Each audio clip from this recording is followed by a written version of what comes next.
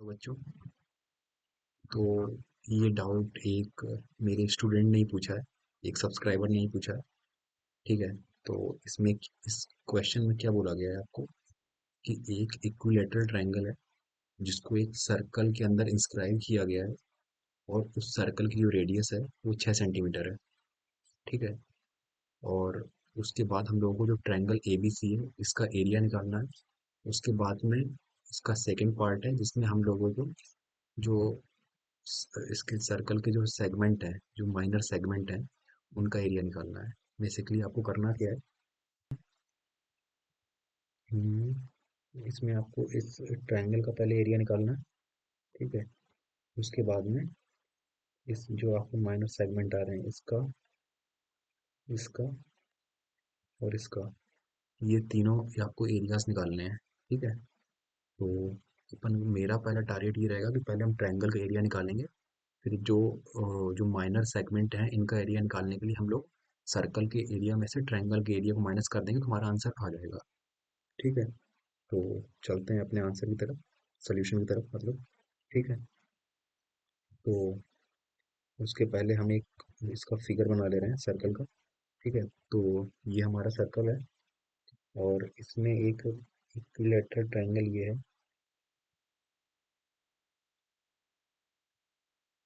आप एक काम ऐसा करिए, इसको आप समझ लीजिए कि इसकी ये साइड ए है, इसकी ये भी साइड ए है और एक ये भी साइड ए है क्योंकि इक्विलेटरल ट्रायंगल है।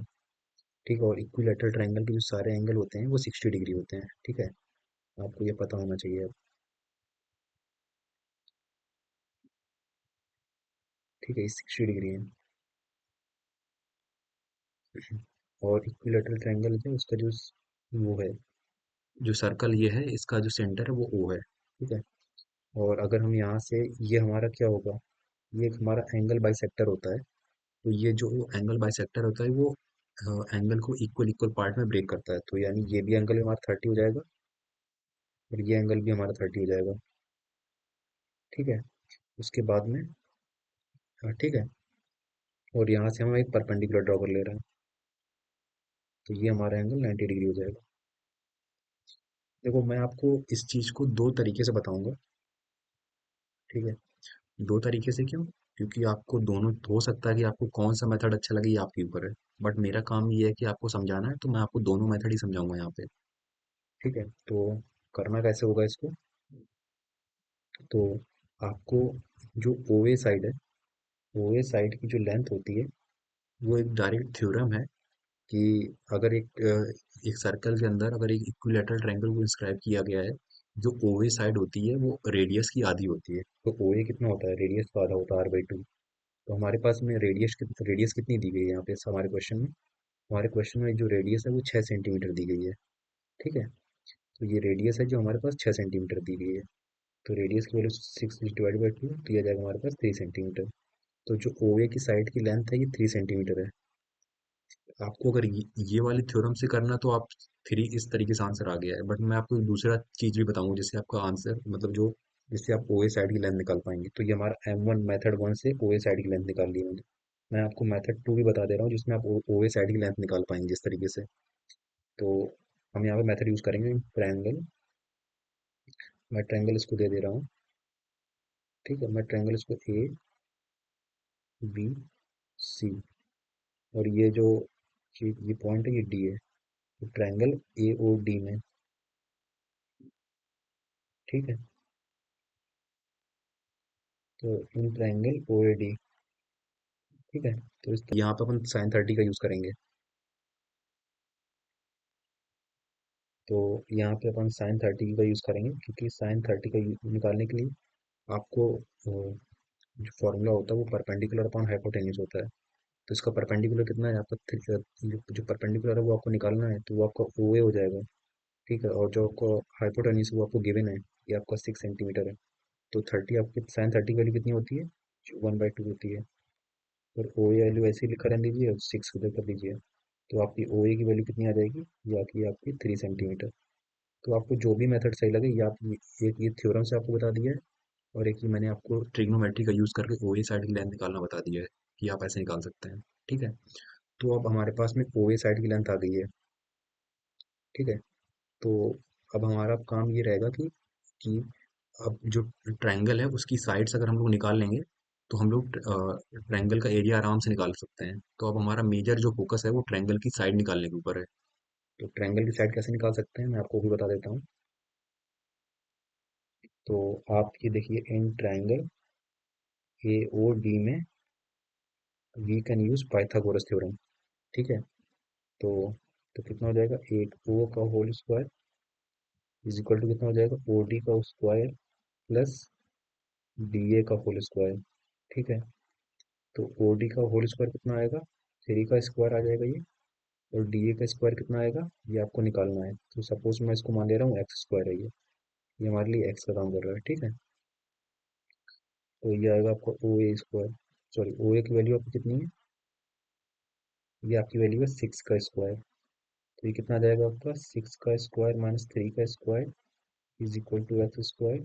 तो यहाँ पे आप क्या लिख देंगे, X square is equal to 36 - 9। तो ये आपको कितना आ जाएगा, 16 - 9 7 एंड 2 यहाँ पे। तो एक्स की वैल्यू आपकी कितनी आ गई, √27। ये आपका जाएगा 3√3। ठीक है। यानी आपकी इस इतनी साइड की जो लेंथ थी, इतनी जो लेंथ थी, ये आपकी आ गई है 3√3। तो आपको अगर पूरी ये लेंथ निकालनी होगी तो ये कितनी हो जाएगी, 3√3 का 2 टाइम्स हो जाएगी, तो 2 × 3√3। तो ये आपकी ए सी साइड की लेंथ आएगी।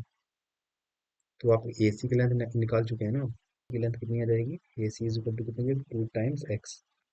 तो हो जाएगा 2 × 3√3। तो हो जाएगा आपका 6√3। ठीक है। आई होप इतनी चीज़ आपको क्लियर होगी। उसके बाद में आपको अ, इस राइट एंगल, सॉरी जो इक्विलेटरल ट्रायंगल है, इसका जो फॉर्मूला होता है, इसका होता है √3/4 a² होता है इसका फॉर्मूला। ठीक है। इसका जो फॉर्मूला होता है उसका √3/4 a² होता है। तो ट्रायंगल ए बी सी का फॉर्मूला कितना हो जाएगा, √3/4 a²। जो ए होती है, यहाँ पे ए इज इक्वल टू जो है वो साइड होती है। ठीक है। तो √3/4 ऐसे लिख देंगे। ए की वैल्यू आपको कितनी दी गई है, ए की वैल्यू आपको दी गई है 6√3, जो मैंने आपको यहाँ पे निकाल लिया है। ठीक है। 6√3 का होल स्क्वायर, आप इसको सॉल्व कर लीजिए। √3/4, तो ये कितना जाएगा, 36 × 3। तो ये कितना आ जाएगा, 9। तो ये आपको कितना जाएगा, 27√3। इस तरीके से आपका जो ट्रायंगल ए बी सी है उसका ये एरिया निकाल लिया है आपने। ठीक है। ये आपका उसका ट्रायंगल एबीसी का एरिया निकाला है सेंटीमीटर मीटर स्क्वायर में, जो भी आपको दिया गया है यहाँ पे, सेंटीमीटर स्क्वायर आपका एरिया निकला है। ठीक है। और उसके बाद में आपको किसका एरिया निकालना है था, आपको इस माइनर सेगमेंट का एरिया निकालना था, जो भी यहाँ पे ये है माइनर सेगमेंट। ठीक है। तो इसका एरिया निकालने के लिए हमको सर्कल का एरिया निकालना पड़ेगा। तो कितना लिख देंगे, एरिया ऑफ सर्कल πr² होता है। तो पाई, आप बस कैलकुलेशन कर लीजिएगा। ठीक है। आर की वैल्यू जो 6 होती है, 6 का स्क्वायर हो जाएगा, तो हो जाएगा आपका 36 पाई। ठीक है। पाई की वैल्यू 3.14 रखिए, आप मल्टीप्लाई कर लीजिएगा, आंसर आ जाएगा आपका। तो एरिया ऑफ माइनर सेगमेंट कितना निकल आएगा आपका, तो 36 पाई माइनस 27√3 सेंटीमीटर स्क्वायर।